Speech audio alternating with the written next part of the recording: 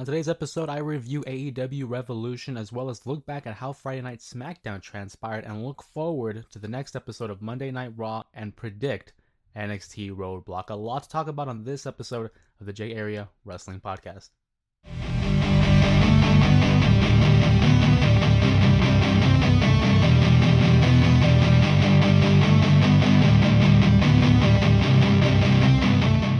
Members of the J Area Pro Wrestling fans across the world, my name is Jose Ramos Jr. Welcome back to another episode of the J Area Wrestling Podcast, your safe haven for all things pro wrestling. And speaking of wrestling, AEW Revolution just transpired last night, and what a show it was.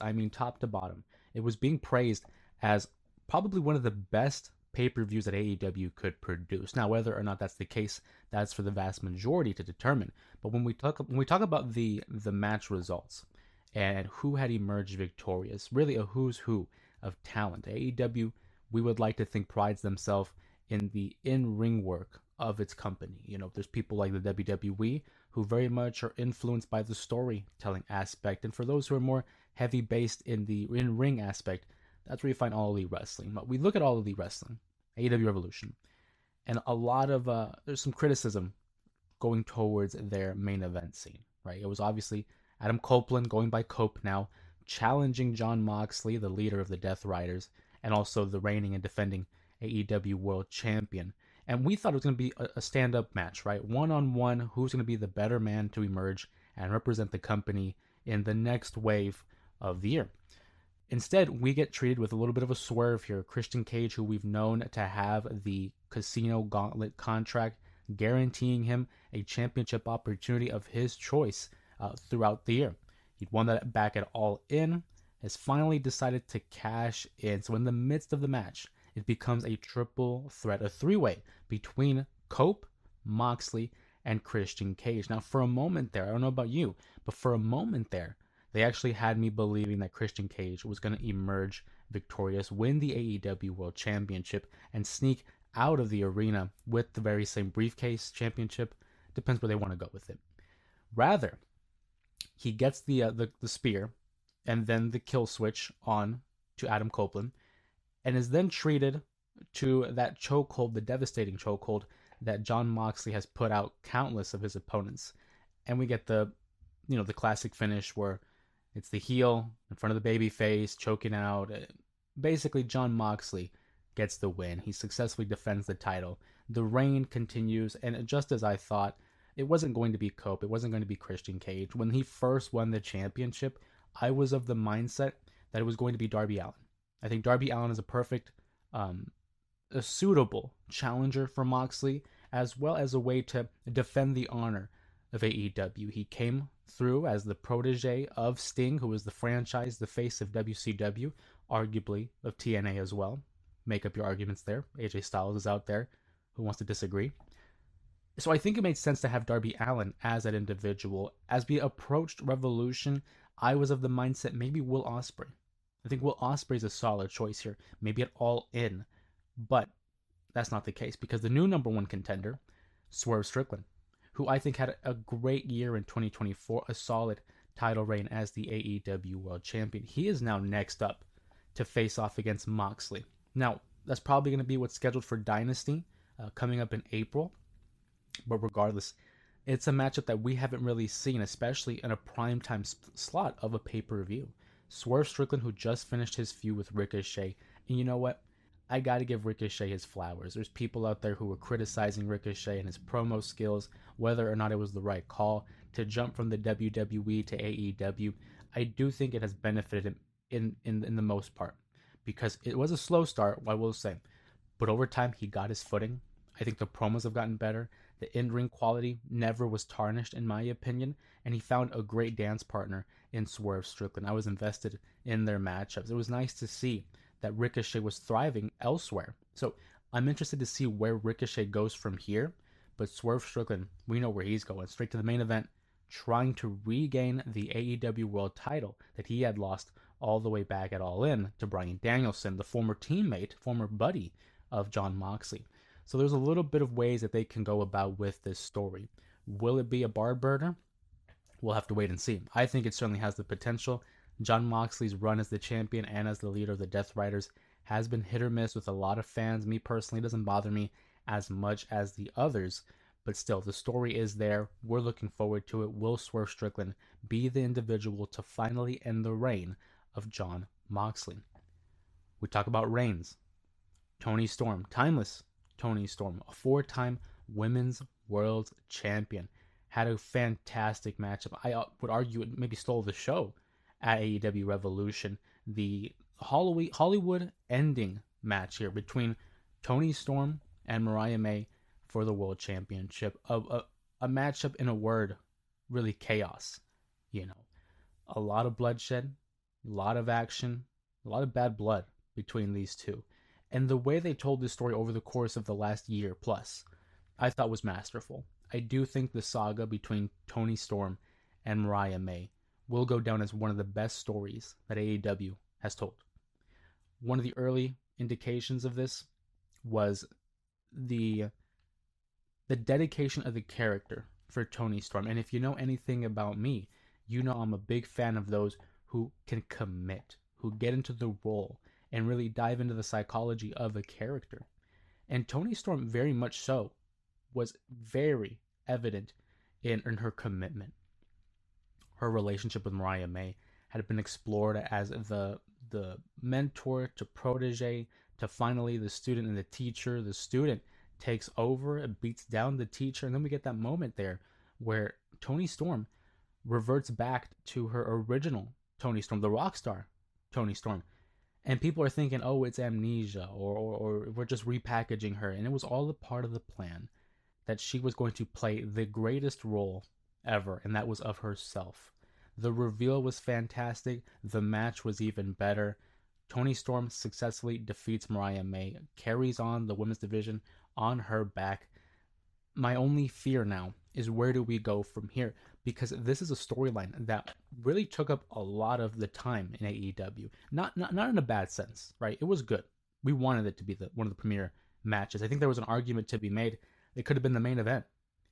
But now it's like, where do we go from here? Because you can't get another feud with as much heat as Mariah May versus Toni Storm. The division itself does have the talent, but in terms of the booking, in terms of the credible threats to Toni Storm's title, I don't see that many. I don't. I think the one person she hasn't fought yet is Mercedes Moné. But I don't think they're going to keep those two together for quite some time. She's off doing her thing, having 4 titles to her name. Toni Storm is doing her thing. You could go a bit of ways with it. For example, we have others in the division like Julia Hart, Chris Statlander, maybe Willow Nightingale once she's through with Marina Shafir. There's a lot of different avenues to take for the Women's World Championship here. I'm a big fan of Toni Storm, but now that this feud is over, I'm a little fearful as to where we go from here. I trust the process, but there is still that little bit of hesitancy for me as a fan. We also talk about other big stars. Kenny Omega emerges victorious, wins the International Championship, his first bit of gold in AEW for quite some time. The cleaner, he's back on top, defeating Takeshita, finally getting that victory over him. What was their third matchup, if you count the tag team matchup at All Out. Having them in the ring together, always a pleasure. I mean, to see someone like Takeshita versus Omega, must-see TV, right? Kenny Omega back on top, International Championship. I think we're going to see a rematch, more likely. I do think he gets the win there and then move forward with the title. Again, they can go a lot of ways with this championship, a lot of ways with Kenny Omega. It's just hopefully resulting in some solid matchups. AEW Revolution, though, another delivery by AEW, who has been a solid and efficient company in terms of its pay-per-view. You know, these guys know how to put on a good show. The matches are usually solid. I think the one complaint that I have, as well as other people, is the pacing. Sometimes it's just so quick paced, you don't get an opportunity to really sit and take in what you had just seen. It's like one match ends and we immediately jump into the next one. That might be my only complaint in terms of the pacing, but the matchups themselves usually deliver. And when you talk about deliver, this segues into Monday Night Raw tonight, the steel cage match, right? It'll be the main event. It has to be the main event, right? CM Punk, AEW alumni, versus Seth Rollins in a steel cage. A matchup that's been building for years, really. Their most recent bout, one-on-one, was on the Raw is Netflix debut, where Seth Rollins, unfortunately for him, had taken the loss to CM Punk. CM Punk gains the victory. They had an interaction at the Royal Rumble as well as the Chamber, and now it leads to this. Seth Rollins and CM Punk, two of the best stars, the biggest stars in the WWE. And when it comes to the product in which they are able to produce with one another, consistently great. Promos are fantastic. The matches are great. There's real heat here. I mean, when you talk about Punk and Rollins, it's hard not to acknowledge that level of animosity. Either these guys really hate each other, or they're just so damn good as professionals. I'm looking forward to the matchup. I'm thinking CM Punk versus Seth Rollins needs to main event. Absolutely needs to main event. As to who wins, it's a pick 'em. It's a pick 'em because I could see them going Punk. But I definitely think they're going to go Rollins. I think Rollins gets the victory here, makes it even with CM Punk, and regardless of who wins, if you ask me, I think Rollins gets the victory. But regardless of who wins, I'm thinking Roman Reigns makes his return. Madison Square Garden, the most famous arena in the world, home of many, many different moments in the WWE. I think they're going to want to add to that catalog and have Roman Reigns make a huge return, attacking Seth Rollins, getting some payback for the attack at the Royal Rumble, and maybe get the ball rolling for a WrestleMania 41 matchup. My prediction here, I think it's going to be Roman versus Seth for sure at WrestleMania. The question is, are they going to implement CM Punk into a triple threat? Is it going to become a three-way between the three biggest stars in the company, with the exception of Cody Rhodes as well, because he's the champion, he's the babyface, he's the quarterback. Those three, that's a main event anywhere. Punk, Roman, Rollins, layers upon layers on the story. And on top of that, we still got to know what CM Punk's favor is. We don't know what it is. We don't even know if it's going to be released or revealed in this build up to WrestleMania. Maybe it's something we don't see, we don't have an answer to until SummerSlam. It's a possibility. But I do think at some point here in the build of WrestleMania, we will have some kind of acknowledgement of that favor. That wasn't the only thing that comes to Monday Night Raw. We got to see what Iyo Sky is going to say, right? Iyo Sky wins the Women's World Championship, defeating Rhea Ripley last week on Monday Night Raw in a damn good matchup. And a matchup that really provides a little bit of introspection when it comes to Rhea Ripley. We've known her as the former member of the Judgment Day who's been feuding with Liv Morgan and Dominic Mysterio. But now, as we're getting away from the Judgment Day, we kind of get to focus on Rhea Ripley, the individual.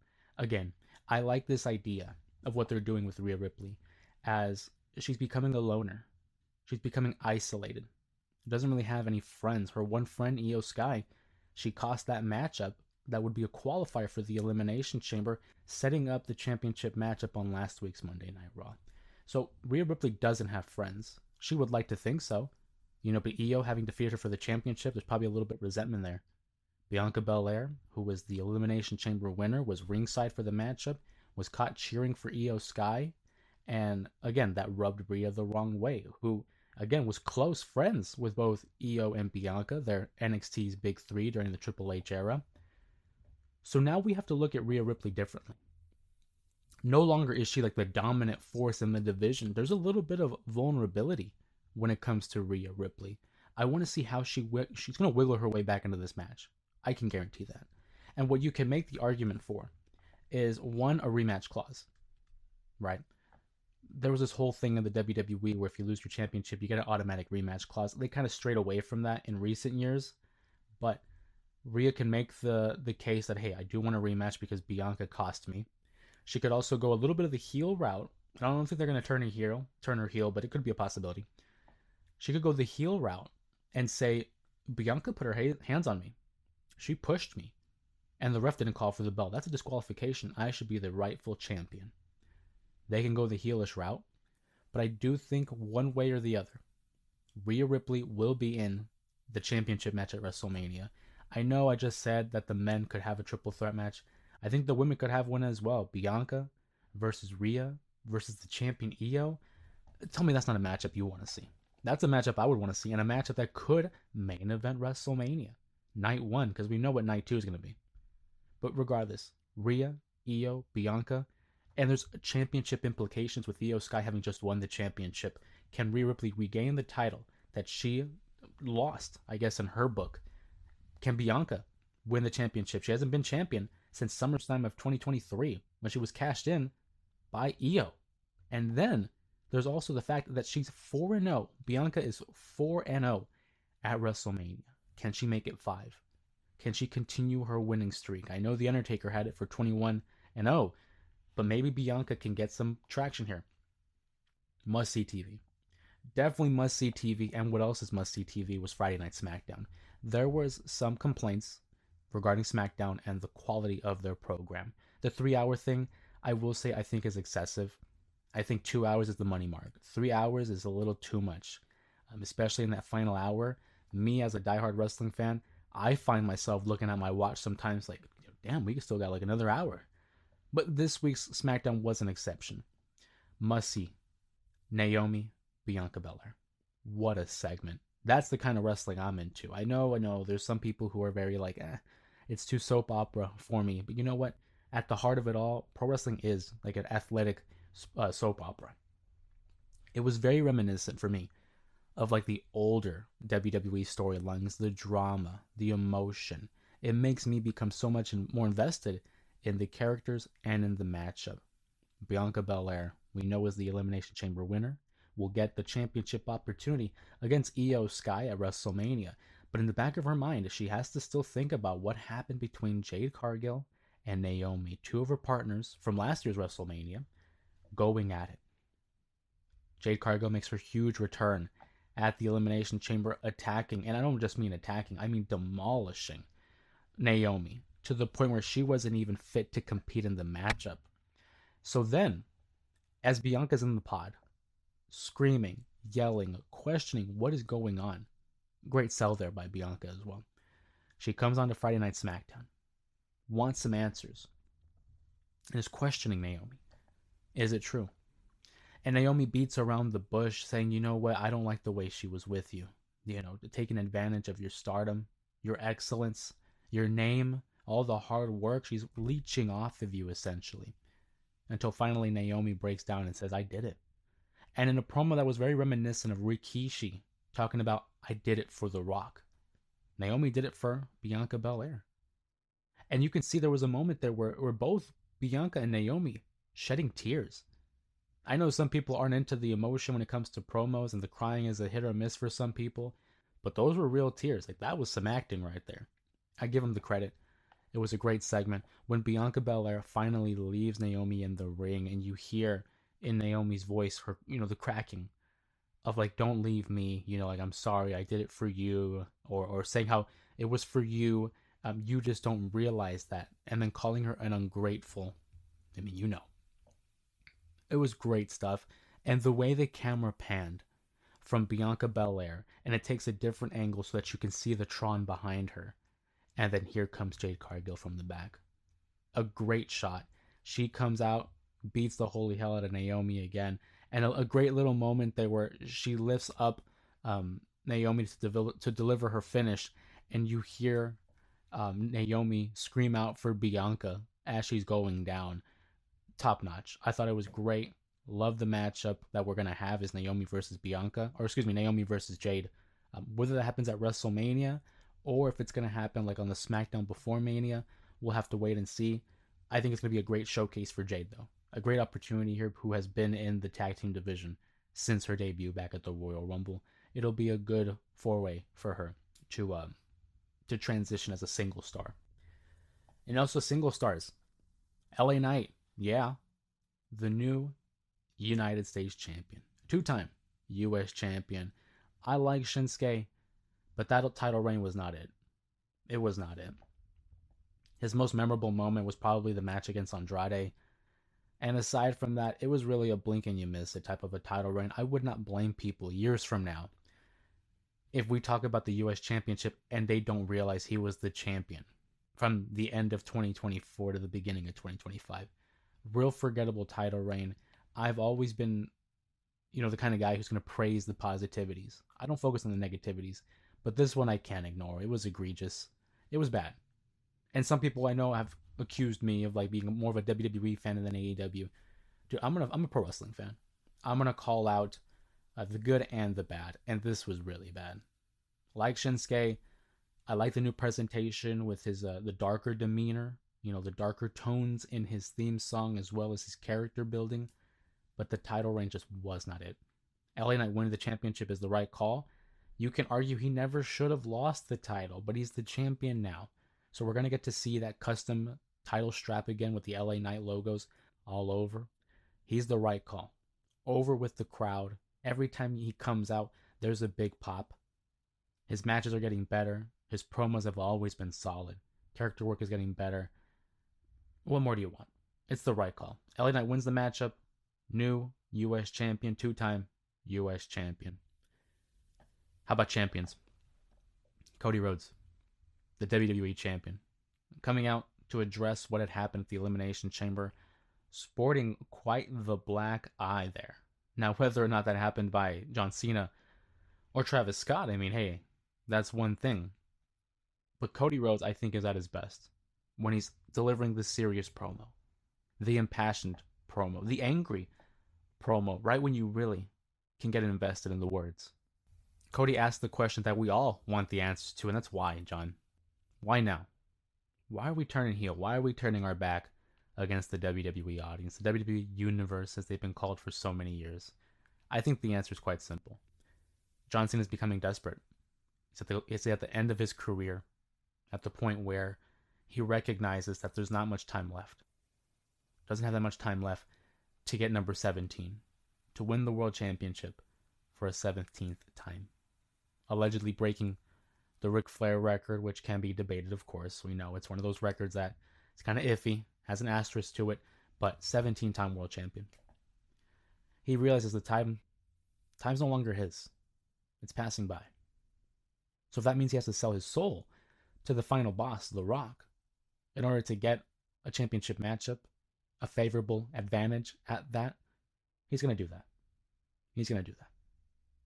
Cena hasn't won a one-on-one matchup in years. I believe it was 2018, if I'm not mistaken, that he hasn't won a singles match. That's not a good record. Not a good record to have attached to your name, especially someone of the caliber, of the legacy of John Cena. And realizing that essentially the deck is stacked against him, well, he's going to go all in his favor. Does John Cena get the victory? That's a discussion for the prediction video later in April. But as of right now, it's the most compelling storyline that WWE has. Cody Rhodes, the top babyface. John Cena was the top babyface, now could be the top heel. Two different generations going at it. I know, Cody and Cena have fought before, but not like this. Not like this. Not Cody at this level, and not Cena at this point in his career. It's going to be a marquee matchup. It's going to be the main event of Night 2 for WrestleMania. It could be one of the biggest main events of all time if they do it right. We're looking forward to it. I want to hear from you guys in the comments, though. Who do you think is going to win? You got Cody or John Cena? Will Cody continue a year-long title reign, or will John Cena finally get number 17? WWE is on fire. And this isn't just in regards to their main roster. NXT is going to have NXT Roadblock coming to us this week. And we talked about championships. How can I not talk about Obafemi? Obafemi, the ruler of NXT, the NXT World Champion, defends the title against TNA's X Division champion, Moose, who actually has a matchup at Sacrifice this upcoming weekend. A ladder match against Jeff Hardy. Should be a good one. But Moose versus Obafemi. A battle of two, hosses, right? Two big boys going at it for one belt. Obafemi versus Moose. It should be a grand affair. And to tell you the truth, I don't even think it main events. And we'll get to that matchup later. But I do think Moose versus Obafemi is going to be a collision.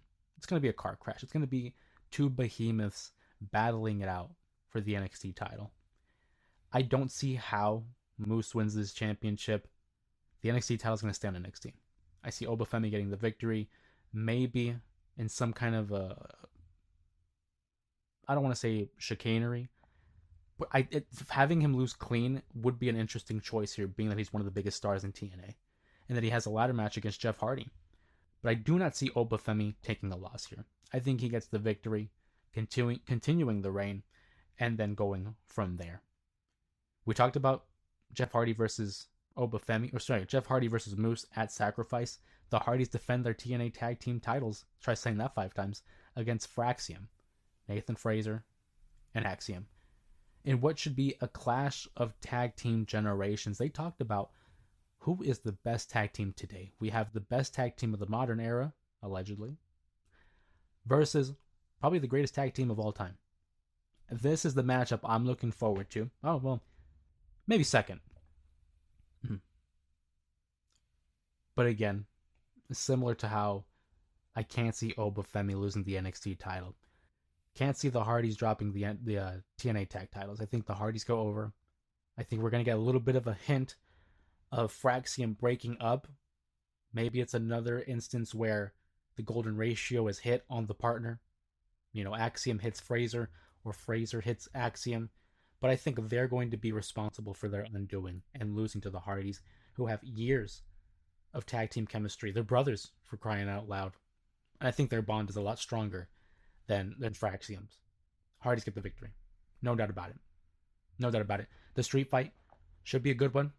Javon Evans, Ethan Page, something that's been building for the last couple of months ever since, Javon Evans had to get his mouth wired because of the beating that Ethan Page delivered. I think it's time we give Javon Evans some love. I think he gets the victory, defeats Ethan Page. Ethan Page will be just fine. I think so. But I'm thinking Javon Evans gets the victory. Jordynne Grace versus Roxanne Perez, and I think what's going to be one of the last matches for Roxanne Perez on NXT now that she's more on the WWE, the main roster, I should say. I'm thinking it's the send-off. Jordynne Grace gets the victory. Roxanne Perez starts to fade away into the main event scene. And speaking of main event, it's got to be the winner-take-all match, right?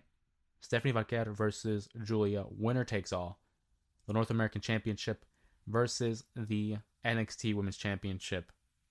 I think it could main event. The only issue I have is the result. We're implying a unification matchup, not necessarily. I know some people are like, wow, we're unifying the titles. It never said unification. It's just winner take all. They could have both championships. We've seen it done before. Becky Lynch held 2 titles. It wasn't a unification matchup. She defended them one in, one off. But I do think we're not going to get a solid winner. I think it's a great opportunity to have Julia and Stephanie steal the show, have a great matchup, display their talents, as we know that they have. But I think someone interferes. I think someone's going to get involved. For example, Cora Jade, but she has a matchup with Masha at Sacrifice.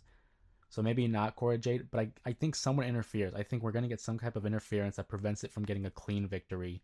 And there's not going to be an individual with 2 titles. That's my prediction. And again, it's not even on a PLE. It's on an episode of NXT, a special episode. So I can't see it happening. I don't see it happening, quite frankly.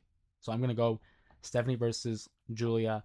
Ends in a DQ finish or no contest, something along those lines. I do not see it happening. I don't see it happening. As we begin to close this episode of the J Area Wrestling Podcast, we just want to send our congratulations to Lex Luger, who will be inducted into the WWE Hall of Fame this year. He, along with Michelle McCool and Triple H, are headlining the Hall of Fame class. I think we're just waiting for a tag team, and if you ask me, I'll share my prediction. I think Demolition, it's been reported that they signed some legend deals with the WWE. I expect Demolition to be the tag team that enters the Hall of Fame. And then maybe if there's a celebrity wing inductee, you guys already know. If you've been following the podcast, you've been following the live streams, Cyndi Lauper. Put Cyndi Lauper in the Hall of Fame, dude. She was one of the main reasons for WrestleMania. Helped with the rock and wrestling connection. Back in the 80s, her stuff with Roddy Piper, Wendy Richter, Lou Albano. I gotta give her due. I thought she was gonna go in last year. Didn't happen. It could happen this year. 40 years exactly. I don't know. I think it should be Cyndi Lauper. But I want to hear from you guys in the comments. Who do you think should be inducted into the Hall of Fame? What are some of your predictions to NXT Roadblock? And what are your thoughts on this upcoming episode of Monday Night Raw?